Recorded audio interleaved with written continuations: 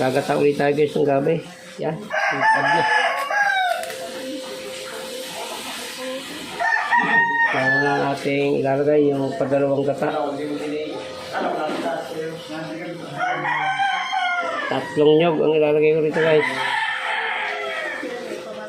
Yan. Sa puta pa ba rin? Papasok na natin dyan yung taba ng baboy para maluto na siya. Tapos tatakpan muna natin guys, kaya natin siyang bumaba. Lagyan natin ang asin. Lagyan natin ang asin. Kunti lang muna. Ito, asin na lang, asin. At wala na, naubos na yung aking pati. Yan, mamaya natin babalik na rin guys. Tatakpan muna ulit natin yan. Iyon o. Iyon o. Babalik na rin natin guys para yung ilalim naman ng maluto. Para mapailalim yung taba. Iyon o. Kaya na natin guys yung sili. Para yung paminta para medyo tumalab na yung kanyang anghang.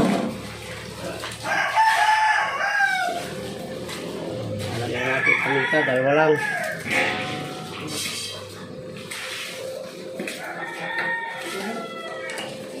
Lagyan lang natin ang bitching guys, yan.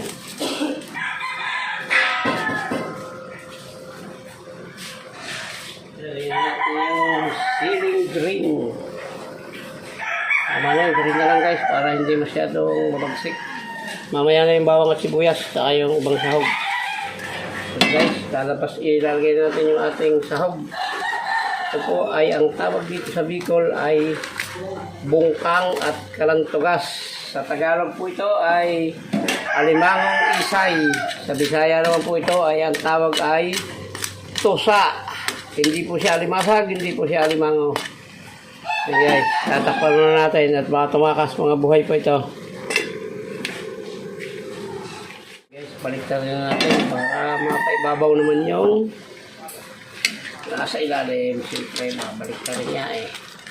At maya guys, lalagay na natin yung gata. Pag medyo bababa ng konti ng gulay. Yan, hindi na nakita yung gulay guys. Kinataang gabi. Ang ulam natin ngayon at pritong dorado. Pagkatapos nito guys, magpiprito tayo ng dorado. Yun ang kapares niya. So guys, talagay natin yung ating bawang at sibuyas. Lalantay lang natin ang konti yan at talagay natin yung kanyang gata. Yung tunay na gata. Guys, sasabayin natin. Hindi na natin tatakpan yan hanggang maluto siya para hindi magbuo yung gata. Iyon o. Pitik-pitikin lang natin ang halong niya para hindi magbuo yung gata. Okay yan, hindi ko na tatakpan yan.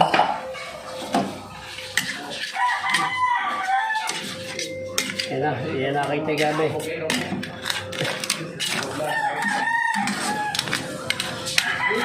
Ngayon lang natin muna kumulo. Simplado na yan guys, wala na tayong idadagdag dyan. Hindi nga tumulog yung yung sili.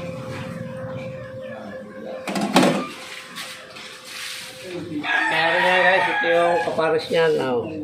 Magpiprito tayo ng dorado. Guys, para may sabaw-sabaw tayo sa kanin. Pero may kanina pang nakasalang. Pero may kanina pang nakasalang, okay na siguro ito. At tayo ay magpiprito na ng dorado. Yan, okay na yan guys. Piprito naman tayo ng gulay. Piprito na tayo itong ating pinustang dorado. Apat na gayat. Shout out sa mga paradakot ng dorado. Shout out sa inyo. Sa lahat ng nanguhuli ng dorado. Ingat po palagi. Ayun natin yung ating ritong dorado.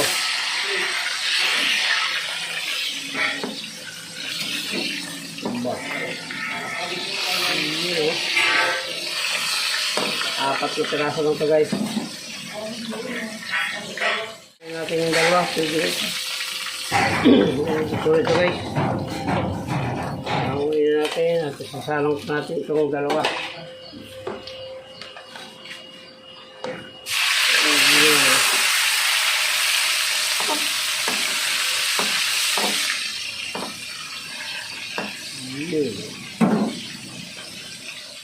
Okay na ito.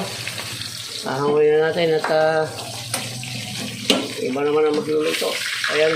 Muli po, maraming salamat sa sumama po sa hanggang sa dulo ng vlog na ito na pagluluto ng ginataang gabi at pritong dorado. Ayan. Maraming salamat po sa inyong lahat at hanggang dito lang po.